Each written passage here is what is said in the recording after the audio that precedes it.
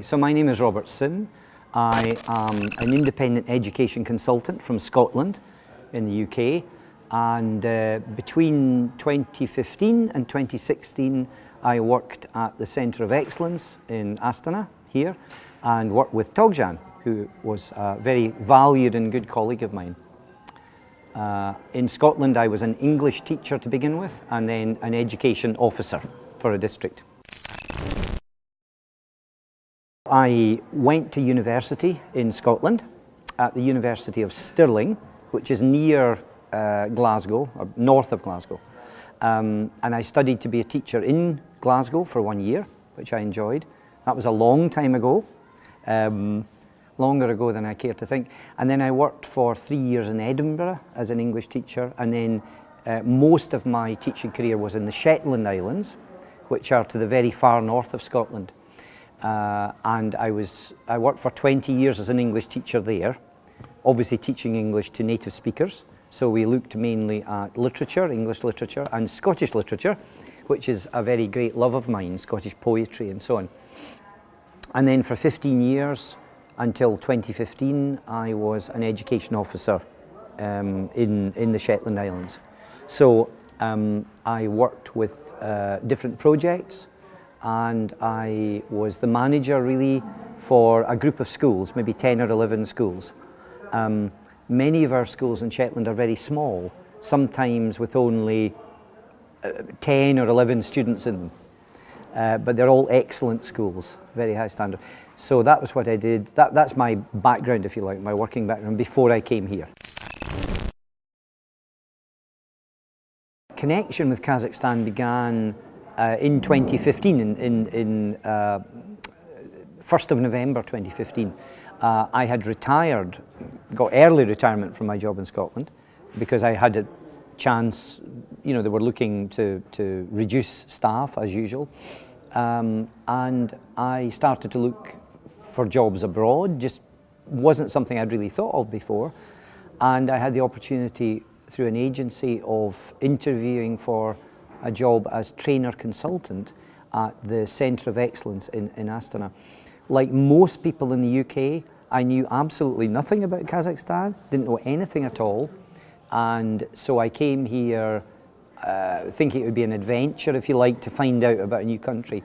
I didn't realise what a wonderful place Kazakhstan would turn out to be, what a wonderful people the Kazakh people are, with a great culture, a very rich culture and history in story and song.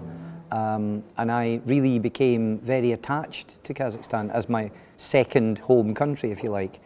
When I went back, at the end of my contract, I wasn't able to stay on because I have a younger daughter in the UK. I didn't want to leave her any longer. But I wanted to keep a strong connection with Kazakhstan.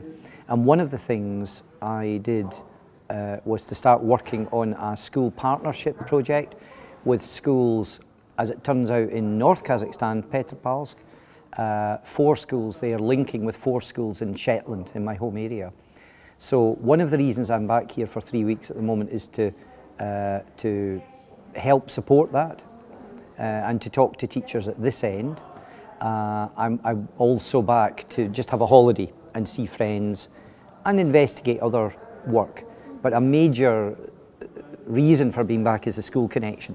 I think that it's going to be great for young people here, school students, to connect with Scotland because it will help their English, and it will be amazing for young people in Scotland to know about Kazakhstan and not be like me, where I knew nothing, you know.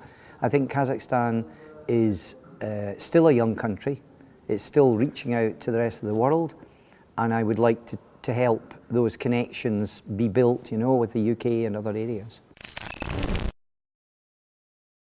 I think Kazakhstan, in terms of developments which Kazakhstan can take from the UK, I think that's already happened because the Centre of Excellence and Nazarbayev Intellectual Schools, you know, in 2011 that all began, and there had been planning before that. a major amount of work with Cambridge University, as you know, and a whole set of courses around that, which really is all of the new ideas that have happened in UK education in the last 20, 30 years were all put into one set of courses. So ideas about formative assessment, as it's called, new assessment ideas, differentiation or inclusion, which says that, you know, students come into a class with different abilities, some with specific difficulties, maybe dyslexic. There are very able students who need further, you know, to be stretched more. Ideas about using ICT, information and communications technology, and so on. Lots of different ideas about planning, planning better lessons. So Kazakhstan has already worked with all of these things and taken those ideas in. And when I came here, I didn't know, I knew that I had lots of experience in Scottish education. Scottish education, I think, is as good as anywhere in the world. I didn't know what I would find here. What I've realised, especially coming back the second time, is that we've a lot to learn from Kazakhstan in terms of approach to languages. In Scotland, we have a new programme, which is like your trilingual programme, called 1+2. And 1+2 mean the 1 is your native language, and the +2 are 2 other languages that Scottish children are meant to learn by the end of primary and carry on into secondary. Now, the trouble is that in the UK, any school trying to introduce foreign languages more is up against a problem. And the problem is that English is spoken worldwide. So young people and their parents say, maybe not the parents so much, but there's a great tendency for young people to think, well, everyone speaks English. Why should I learn other languages, you know? Whereas in other countries, people want to learn English because, apart from anything else, music, film, and business, you know, use English all the time. And we could learn a lot. And you're already bilingual. You have Kazakh and Russian. People are already bilingual. And then English on top of that. We could learn from you about the importance of learning another language. Also the fact that Russian and Kazakh are really not taught, well, Kazakh certainly not taught in the UK. Russian is only taught in a small number of areas. But to learn about the importance of the Slavic language family, as well as the Turkic language family with Kazakh, would be very, very interesting for many students.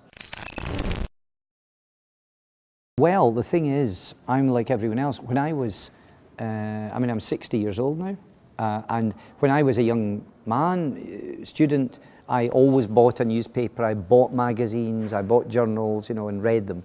And I enjoyed that. And I loved reading books in hard print. Now I'm almost ashamed to say that I've switched really mostly to online.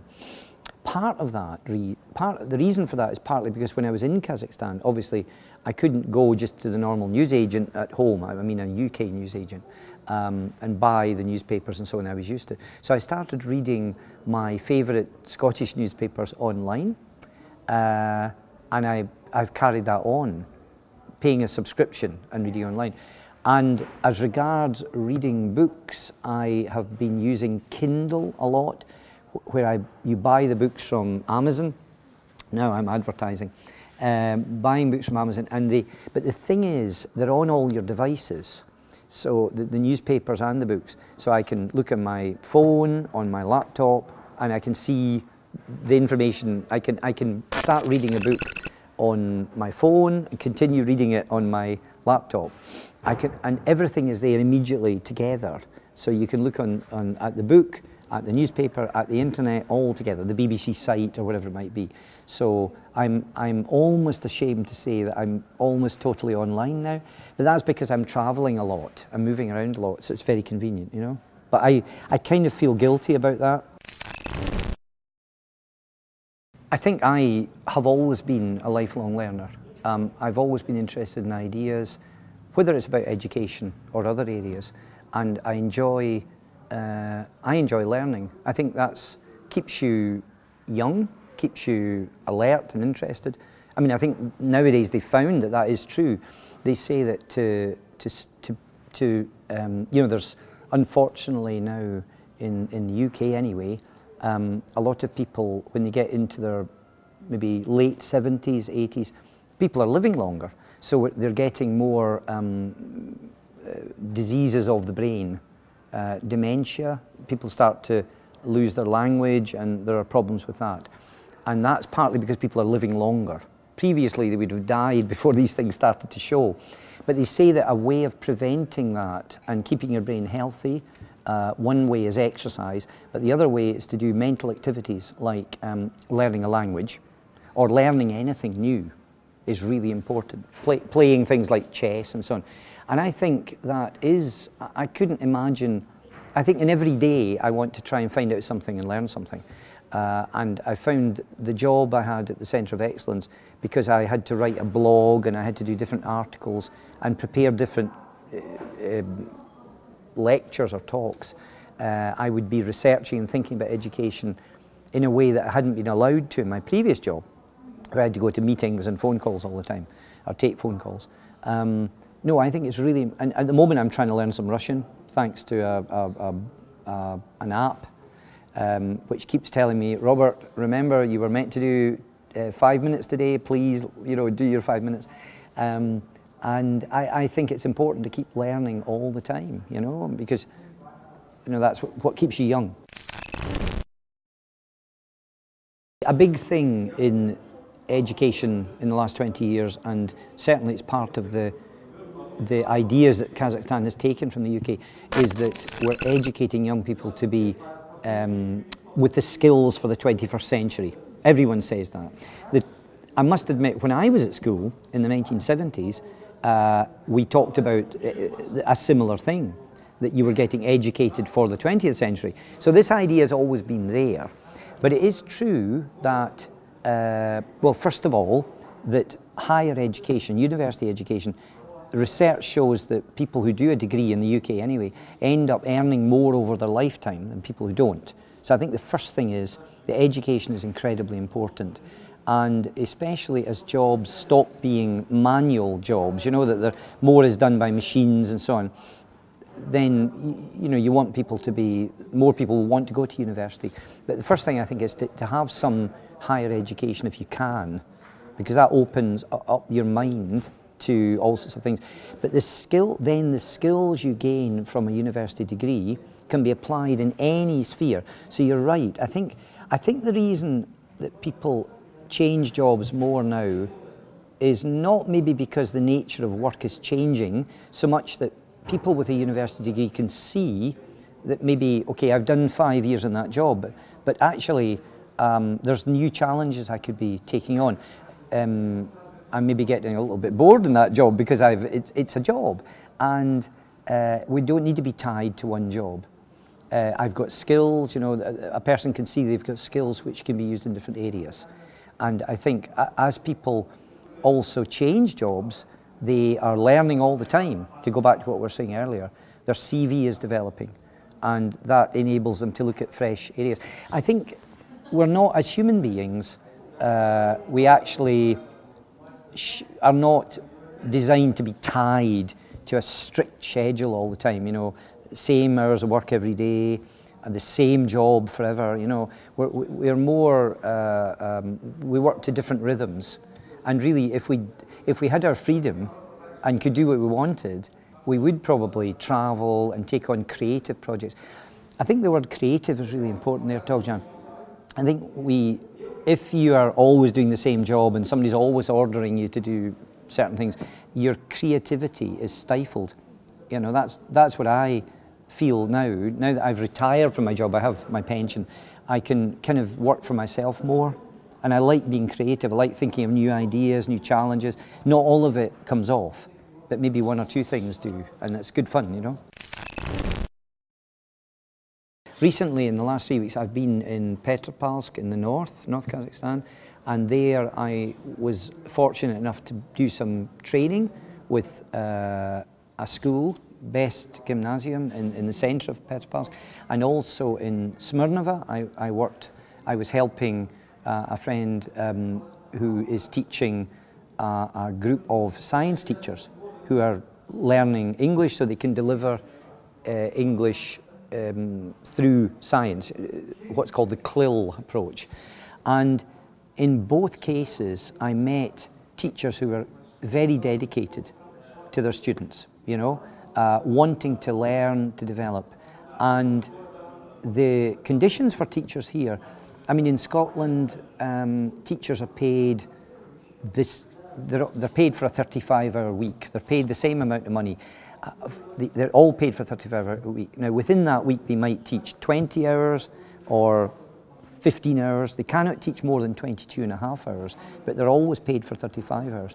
I know that in Kazakhstan, teachers are paid just for the number of hours they teach, which could be only 10 hours or 15, whatever. So teachers here, I would say, do not have such generous conditions as do in the UK, but they are equally hard-working as Scottish teachers, dedicated to their students, and I was really impressed by the colleagues and now the friends, I would say, I met in both in the working in the CLIL project and Best Gymnasium. Very impressed. So the strength, I think, of Kazakhstani education is the dedication of the teachers and the young people, the students, who are all so well behaved, likeable, want to learn, value education, value school. So we could learn a lot from that, yeah. I think my motivation in my life, well, huge motivation is my daughters and my family more generally. I want to see my children continue to succeed as they're doing. And apart from that, I retired from my job, but I didn't retire from being interested in education, wanting to help improve any system I work with. Another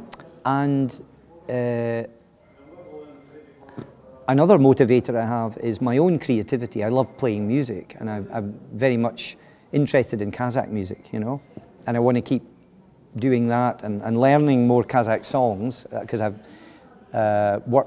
managed so far to have 2 songs translated into English, which I perform, but I want to do more.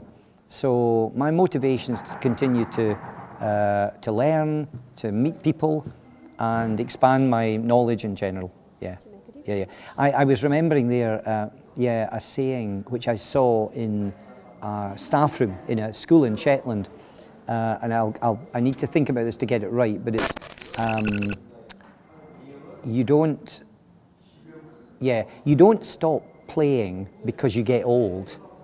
You get old because you stop playing, which I think is really important. Okay. Everything we do has to be creative and play, if you like.